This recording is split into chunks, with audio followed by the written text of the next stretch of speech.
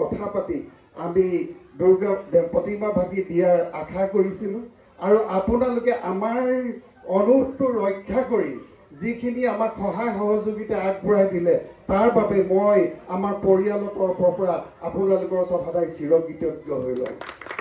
আমাৰ ঘৰখন কোনো ধৰ্মৰ বিশেষ ধৰ্ম বুলি নাথাকে। আমাৰ ঘৰখন সকলো ধৰ্মৰ লগতে মিলি এখন সমন্বয়ৰ সংগমথলী বুলি আমি ভাবোঁ। সকলো ধৰ্মৰ লগতে সকলো ধৰ্মাৱলী লোকৰ লগত আমাৰ উঠাব এটা মধুৰ সম্পৰ্ক আৰু মধুৰ সম্প্ৰীতি থাকে। আপোনালোকে আজি আমাক এই সুবিধাকণ দিয়াৰ কাৰণে আমাৰ পৰিয়ালৰ তৰফৰ পৰা আকৌ এবাৰ চিৰকৃতজ্ঞ শুদ্ধ অন্তৰ আৰু শুদ্ধ আন্তৰিকতাৰে আপোনালোকক মই ধন্যবাদ জনাইছোঁ। ভৱিষ্যতে আমি এনেকৈ থাকি এখন সুন্দৰ সমাজ দেশখন জাতিটোৰ আগুৱাই লৈ যোৱাত সহায় কৰিব বুলি আশা কৰি মোৰ পৰিয়ালৰ তৰফৰ পৰা মই চমু বক্তব্য সামৰি মাৰিছোঁ। কিবা যদি অজানিতে ভুল হৈছে আপোনালোকে শুধৰাই ল'ব বুলি আশা কৰিছোঁ। ধন্যবাদ, নমস্কাৰ।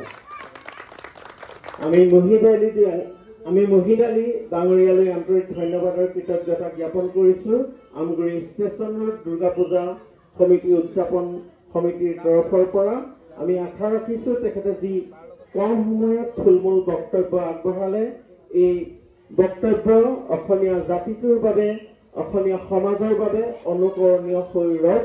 আমি তাৰেই আশাবাদী আৰু অনাগত দিনত আপোনালোকৰ পৰিয়ালটোৰ হৈ বা পৰিয়ালৰ সমূহ সদস্যৰ হৈ আমগুৰি ষ্টেচন ৰোড দুৰ্গা পূজা সমিতিৰ তৰফৰ পৰা সৰ্বতো প্ৰকাৰৰ উত্তৰ কামনা কৰিছোঁ আৰু আপোনালোকক বিশেষভাৱে ধন্যবাদ জ্ঞাপন কৰিছোঁ। ধন্যবাদ।